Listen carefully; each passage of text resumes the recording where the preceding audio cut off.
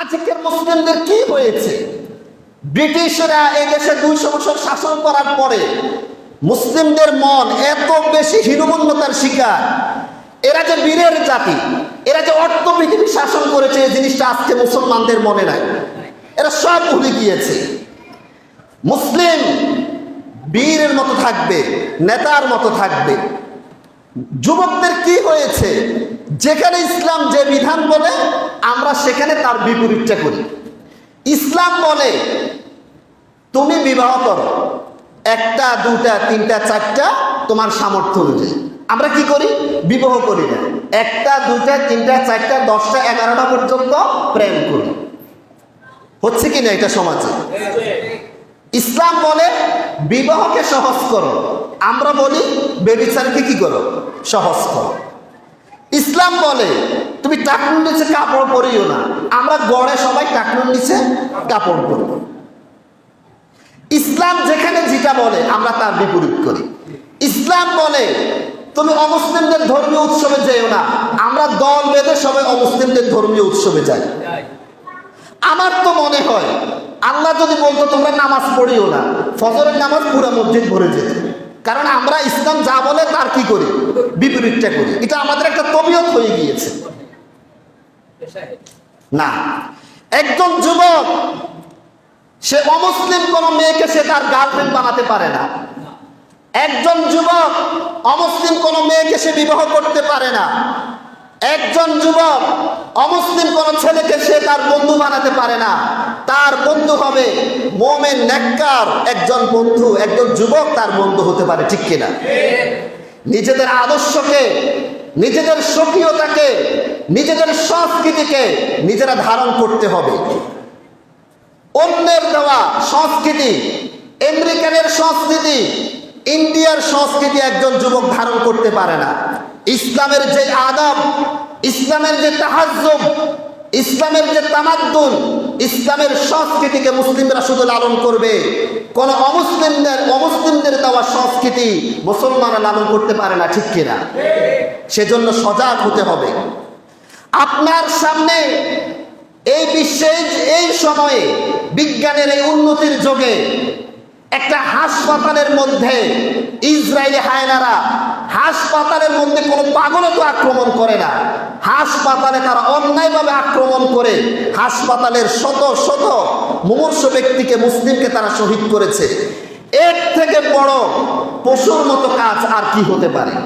এদেরকে যদি পশুর সাথে তুলনা করা হয়, পশুর অপমান হবে, ঠিক কিনা? প্রিয় ভাইয়েরা, ঈমানকে সজাগ করুন, ঈমানের বলে বলিয়ান হন। আপনার ঈমান, আপনার মধ্যে ঈমান আছে কিনা আল্লাহ তাআলা সেটা পরীক্ষা করবেন।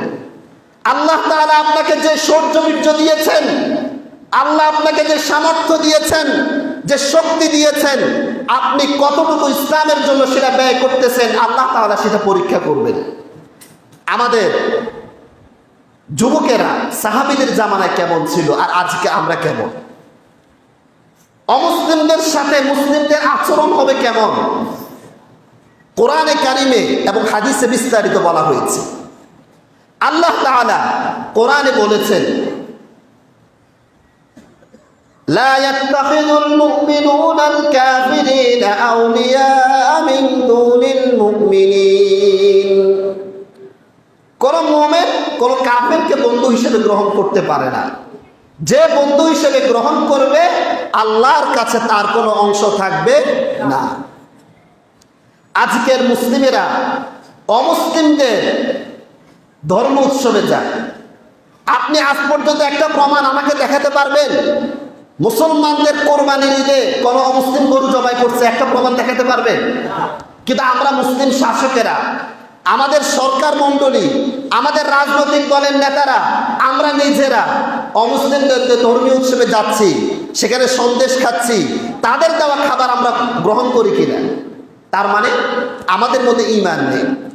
আপনি মনে করতেছেন আপনি অনেক বড় মুমিন, আল্লাহর দৃষ্টিতে আপনার মধ্যে কোনো ঈমান নেই। কোরআনে কারিমে আল্লাহ তাআলা বলেছেন, তোমরা যারা যেখানে ইসলামকে, যেখানে আমার আয়াতকে অস্বীকার করা হয়, বিদ্রুপ করা হয়, তোমরা যারা সেখানে যাইবা ফালা তাকুদু মাআহুম হাত্তা ইয়াখুদু ফি হাদীসিন গায়রি ইন্নাকুম ইদাম মিসলুহুম। তোমরা সেখানে যেখানে আমার আয়াতকে অস্বীকার করা হয়, আমার সাথে নাফরমানি করা হয়, আমার সাথে শিরক করা হয়, তোমরা সেখানে যাইও না। যদি যাও ইন্নাকুম ইদাম মিসলুহুম, তাহলে তোমরা ওই সমস্ত মুনাফিক, ওই সমস্ত মুশরিকদের মতো তোমরা হয়ে যাবে। আর আজকে আমরা অমুসলিমদের ধর্মীয় উৎসবে যাই, অথচ অমুসলিমরা আমাদের ধর্মীয় উৎসবে এসে ধর্মীয় কোনো কর্ম পালন করে তারা করে না। রাসূলুল্লাহ সাল্লাল্লাহু আলাইহি ওয়াসাল্লামের একটি হাদিস আপনাদেরকে শোনাই, সহিহ মুসলিমের হাদিস। আবু হুরায়রা রাদিয়াল্লাহু তাআলা আনহু বলেন, রাসূলুল্লাহ সাল্লাল্লাহু আলাইহি ওয়াসাল্লাম বলেছেন, লা তাবদাউল ইয়াহুদা ওয়ালান নাসারা বিসসালাম ওয়া ইযা লাকীতুম আহাদাহুম ফি তরিকিন ফাত্তারুহু ইলা আদিয়াকিহি। তোমরা যারা মুসলিম আছো, কোন ইহুদি, কোন খ্রিস্টান, কোন হিন্দু, কোন মুশরিক, এদের কাউকে তোমরা কখনো শুরুতে আগে সালাম দিও না। অমুসলিমদেরকে মুসলিম আগে সালাম দেওয়া এটা হারাম। কোন অমুসলিমকে মুসলিম প্রথমে কি করতে পারে না, সালাম দিতে পারে না, এটা হারাম। রাসূলুল্লাহ সাল্লাল্লাহু আলাইহি ওয়াসাল্লাম এটা নিষেধ করেছেন। কেন নিষেধ করেছেন? সালামটা একটা সম্মানের প্রতীক। কিসের প্রতীক? আপনাকে আমি সালাম দিলাম মানে কি, আপনাকে আমি সম্মান, সেলুট জানালাম, আপনার জন্য আমি দোয়া করলাম, সম্মান কিনা এটা? সম্মান। অমুসলিমকে কোন মুসলিম সম্মান করা এটা হারাম, সেজন্য তাকে সালাম দেওয়া প্রথমে কি হারাম। কোন অমুসলিমকে প্রথমে সালাম দেওয়া যায় না। যদি অমুসলিম আপনাকে সালাম দেয় তাহলে মুসলিম কি বলবে?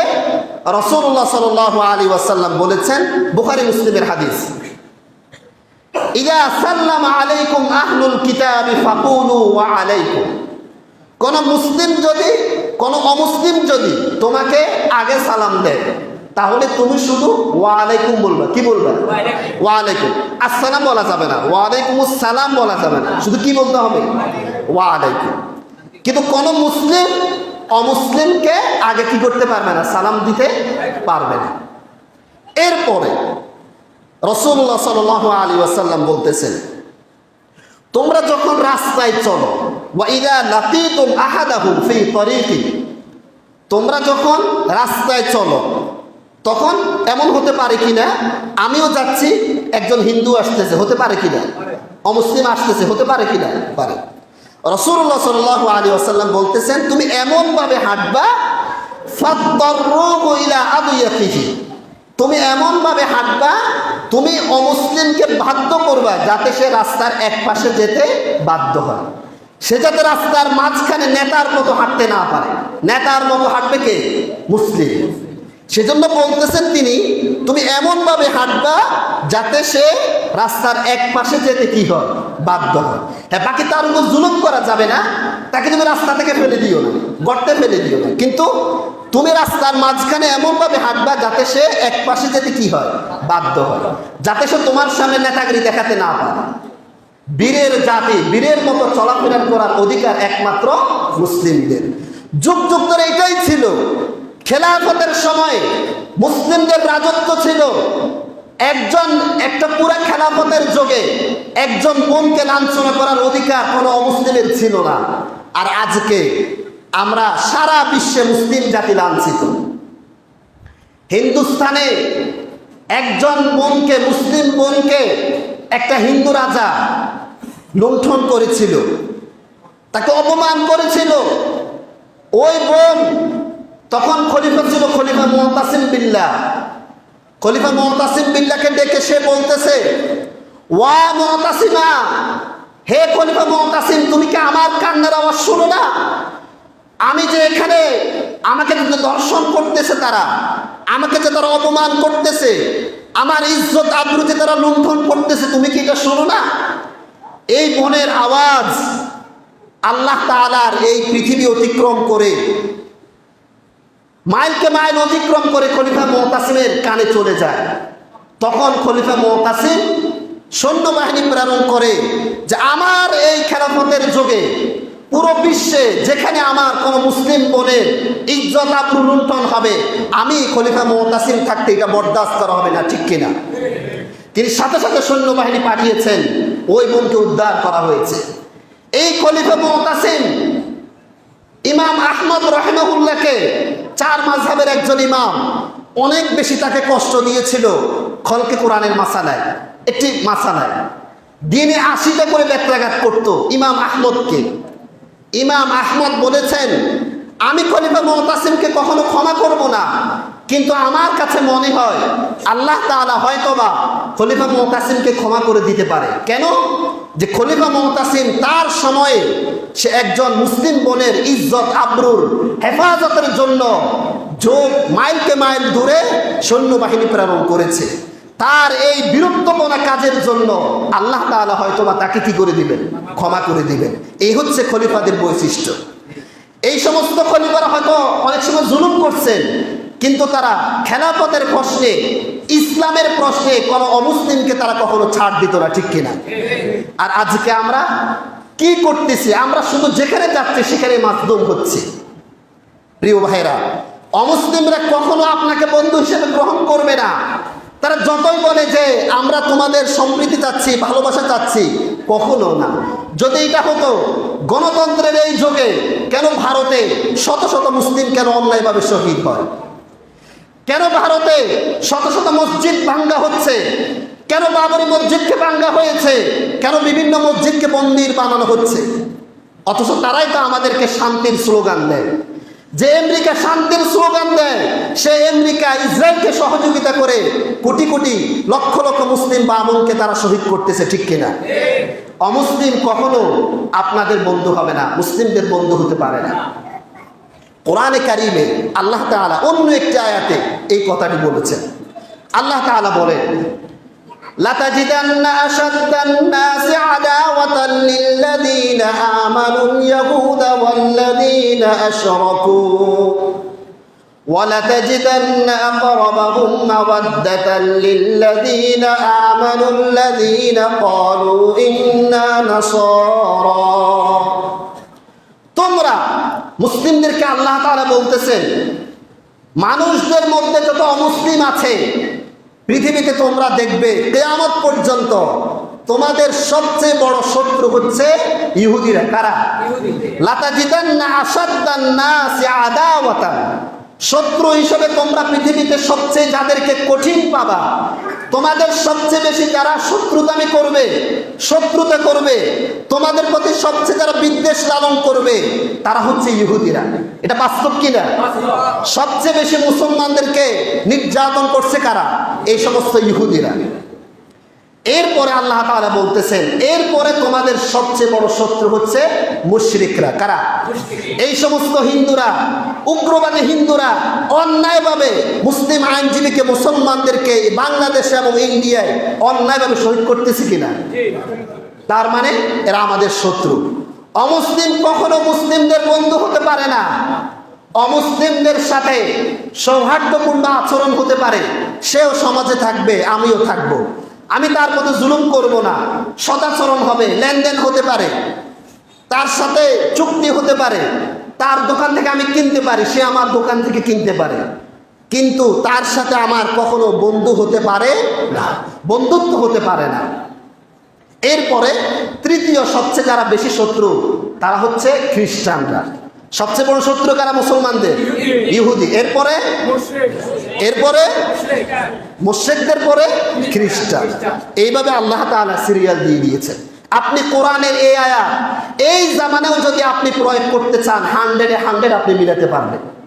সবচেয়ে বেশি মুসলমানদেরকে নির্যাতন করছে ইহুদিরা, এবং যুগে যুগে তারা করেছিল। রাসূলুল্লাহ সাল্লাল্লাহু আলাইহি ওয়াসাল্লামকে সবচেয়ে বেশি কষ্ট দিয়েছিল এই সমস্ত ইহুদিরা।